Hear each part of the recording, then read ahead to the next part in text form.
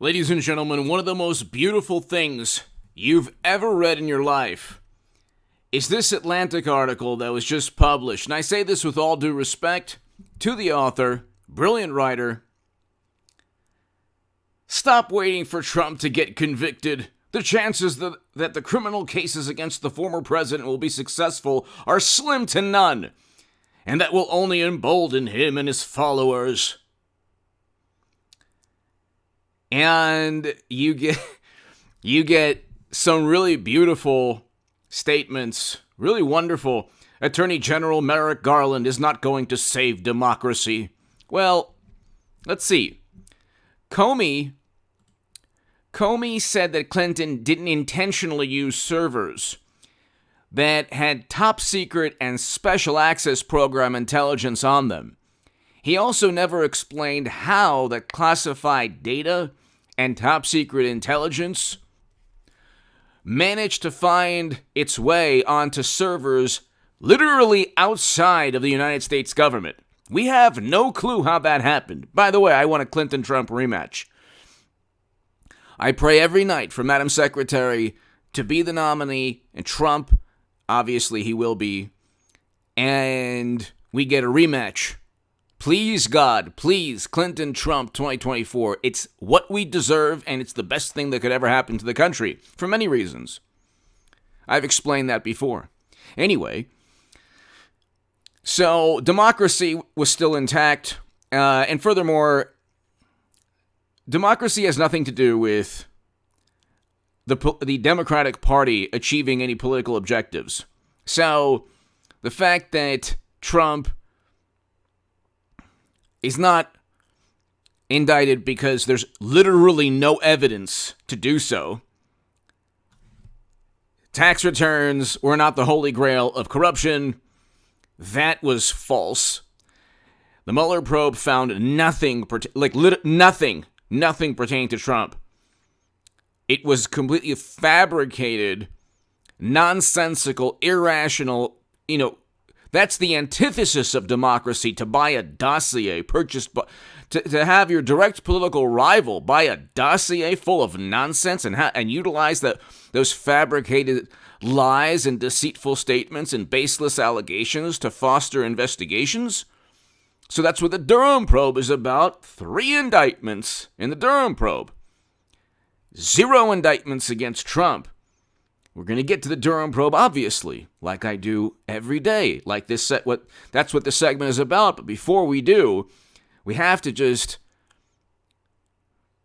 give have a discussion of this fantastic, beautifully written, wonderful, intriguing, enlightening article. Stop waiting for Trump to get convicted. This is in The Atlantic. The Atlantic. Let me just tell you, The Atlantic,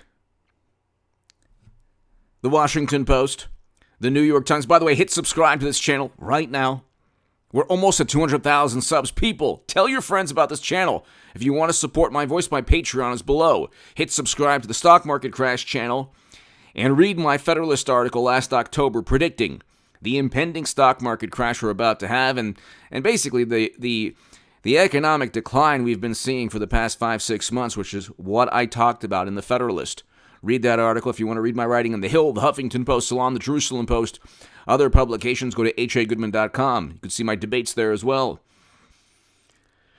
This is very, very, very important, ladies and gentlemen. The Atlantic, The New York Times, The Washington Post, BuzzFeed, The Daily Beast, Time Magazine, Los Angeles Times, Rolling Stone, Vanity Fair, Esquire, The Nation, Mother Jones. They're all the same publication. CNN, MSNBC, these are they're all the same publication, cable station. They're the same entity.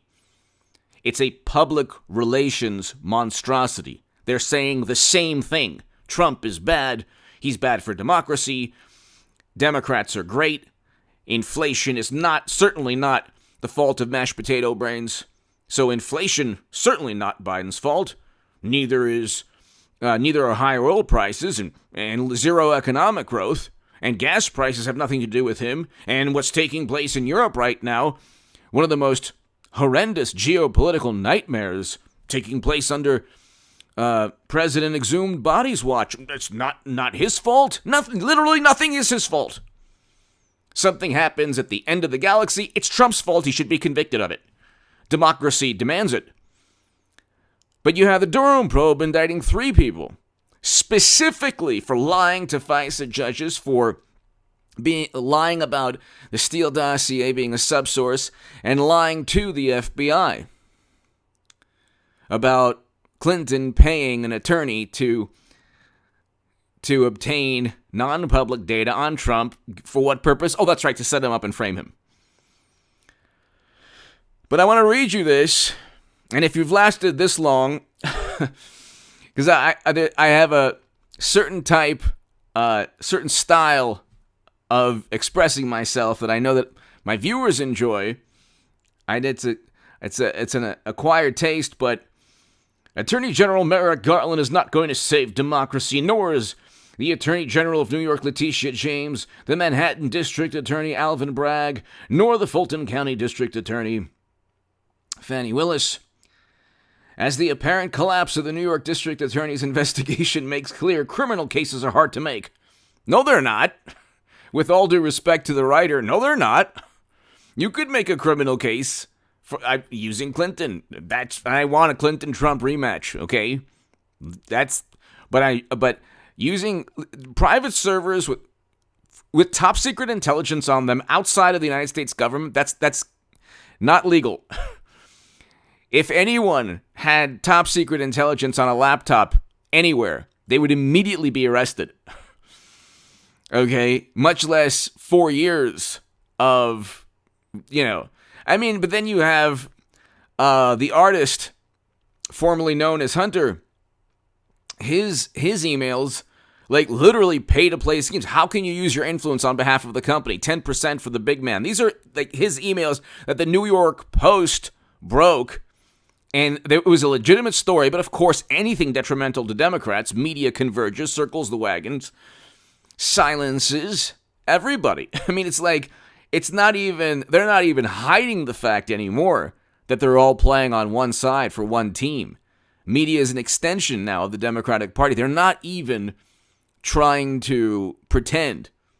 They learned when Trump defeated Clinton in 2016 that if they don't obsessively, in the most apoplectic and hysterical manner, silence and prevent any discussion, dialogue, discourse, debate of a corrupt scandal that harms the Democratic Party, if they don't silence discussion, they don't win.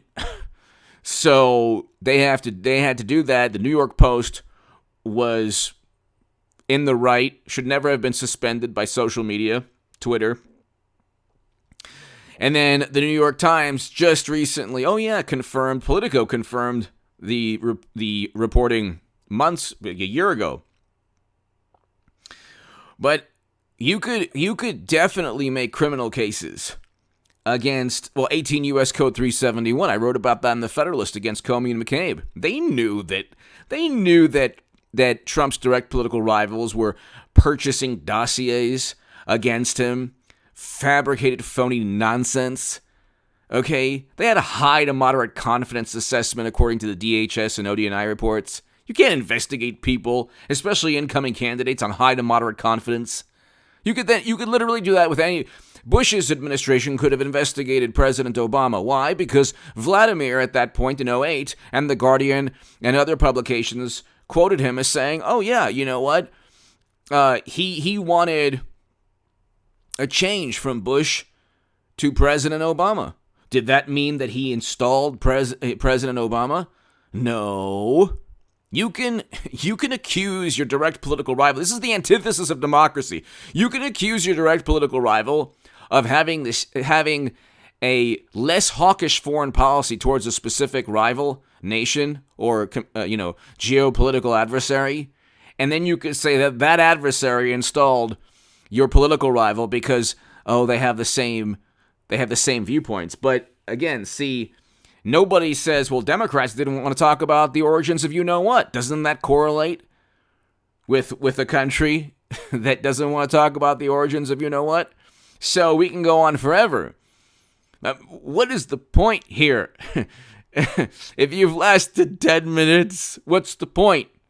The point is that they didn't have anything on Trump with the Mueller probe. He was never installed by, he never worked or benefited from Facebook ads. Not one person. There's never been any study or any evidence that one person looked at a Facebook ad and said, yeah, I'm not going to vote for Clinton, I'll vote for Trump. They didn't interfere or influence anyone. It's all nonsense. Even the vice president of Facebook said, yeah, well, most of them were seen after November of 2016. And then, of course, he quickly, had to say, oh, but it's really bad what they did. Mueller probe, nothing. Completely fabricated against him, which is what the Durham probe special counsel is for. His tax returns were not the holy grail of corruption. They've had his tax returns since February of 2021. They found nothing. He never inflated or elevated his net worth or inflated the value of his real estate. This is New York real estate we're talking about. Do you think Trump knows a bit more about New York real estate and valuations of hotels than the district attorneys there who were just lifelong liberal Democrats who wanted to get him at anything? Okay, so then January, he never told anyone to do anything. It was a horrible day, yes. Just like that whole summer, $1 to $2 billion in property damage. And that's just with insurance claims.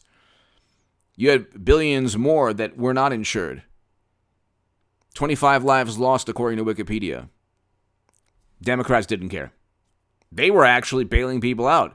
Now, I agree.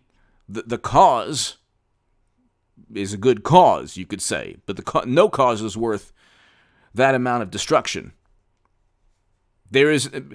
Nothing is worth that, because that is not linked to any noble cause. Destruction. But that happened all throughout the summer. And it was terrible what happened in January. Terrible. But Trump didn't tell anyone to do anything. He didn't conspire or organize anything. They found nothing. The FBI essentially cleared him immediately. The Attorney General of D.C., the Mayor of D.C. never leveled charges at Trump. But then you have, they're saying that he pressured people. He didn't pressure anybody. Even President Zelensky stated, by the way, that he never was pressured. Literally, President Zelensky stated, and that's numerous articles, he rejected the notion or the absurd claim that he was pressured into investigating pure as the driven snow Biden. Now, Donald Trump, despite his many seemingly criminal acts, is unlikely to ever spend a day in jail. There is no criminal act that he's accused. Like, they keep on fabricating criminal acts. Well, his tax returns are bad. No, they didn't find anything. You've made everything up. He's responsible for January. No, he's not. No, he's not. Then the Democrats are responsible for telling people to get in people's faces, literally stating that. They did this with the Mueller investigation. Remember, it's Mueller time? Yeah, well, that's the point. Media is desperately trying to undermine Trump any way possible. Media is an extension of the Democratic Party. So they don't judge Trump in the manner, they don't judge, if they say that Trump lies, they never utilize that standard of judgment with Biden or any Democrat. And media lied more every single day about the suspicion, the fact that Trump he might have been working with, oh my God, the Kremlin. That never happened. In fact, the entire hoax and bogus myth was purchased by a Steele dossier. When they say the DNC was hacked, the emails showed that Bernie Sanders was cheated. They can't even have a functioning primary, Democrats. And yet, it's all about democracy. The point of this segment is very important, and hit subscribe to this channel, ladies and gentlemen. I'll have another segment, of course, on the Durham probe and some very important topics today. The point, ladies and gentlemen, is that they're finally admitting the truth. When the Atlantic is saying Trump isn't going to get indicted, he ain't getting charged or indicted. Okay? When the Atlantic, everyone there's not one Trump voter in the Atlantic, CNN, MSNBC, The Washington Post, New York Times, Time Magazine. Not one. There's literally not one Trump voter in Rolling Stone, Esquire, Vanity Fair. Not one. You're talking about, you can name 10, 15, 20 publications that are either about politics or politics and society or politics, society, culture, music. Not one Trump supporter works there. Maybe one or two in all of those, but they're quiet, and God forbid that during lunch they bring up Trump, and he wasn't not so bad, record low unemployment, gas prices at less than $3 or around $3, and inflation less than 2% or around 2%. No, actually less than 2%. The First Step Act, Doha Agreement, which Biden completely botched. Those 13 Americans should be alive today. 100 Afghans should be alive today. But Abraham Accords, first president stepped foot in North Korea, First Step Act, economic growth, whereas we're heading into a recession. They're not talking about this during lunch at like the Rolling Stone or Vanity Fair, certainly not the Atlantic lunch hour when people are taking lunch at the cafeteria, whatever. There are no supporters of President Trump in these publications and in these cable stations, okay? Then they say, oh, Fox News, that's one, and Newsmax. Well, 2 cable stations. And then you have the New York Post, but they're also like, the New York Post is fantastic. New York Post, the Federalist, Wall Street Journal does a good job too. You do have a handful of publications that will tell you the truth about what's going on pertaining to President Trump. But a handful of publications, a handful. Everybody on the planet is firmly against Trump and desperately trying to elevate a failed presidency.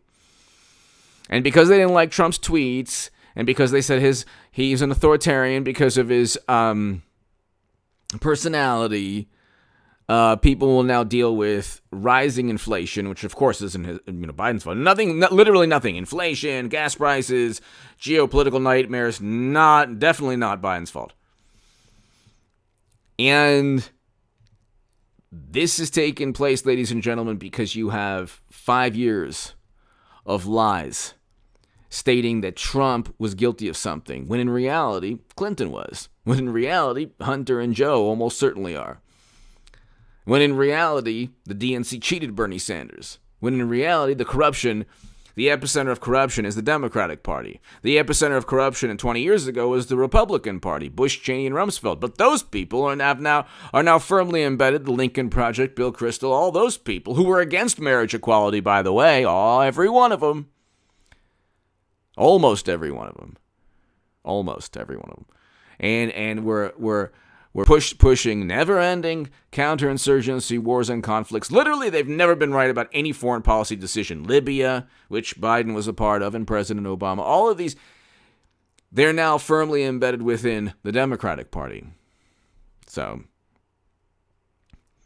and then you have the never-Trumpers that like Kinzinger and Cheney. They voted over 90% of the time with Trump in Congress. They know they're going to get great media support, write a book, make a great deal of money. And then they know that Democrats, those are good Republicans.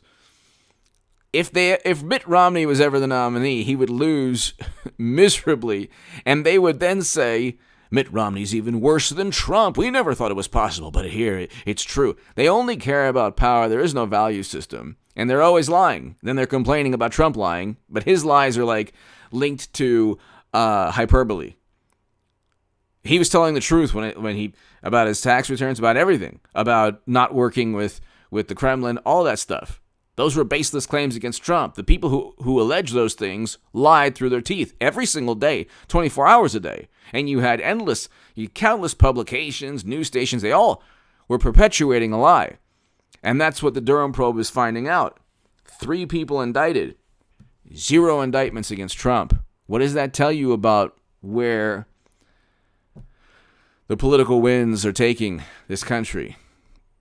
Thank God we're going to have Trump Republicans in the House and the Senate. Look what Democrats have presided over. The sky is falling and everything's great to them because they don't have Trump's tweets.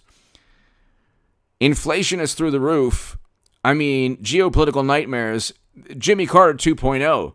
Biden is Jimmy Carter 2.0, except Jimmy Carter was infinitely more intelligent than mashed potato brains.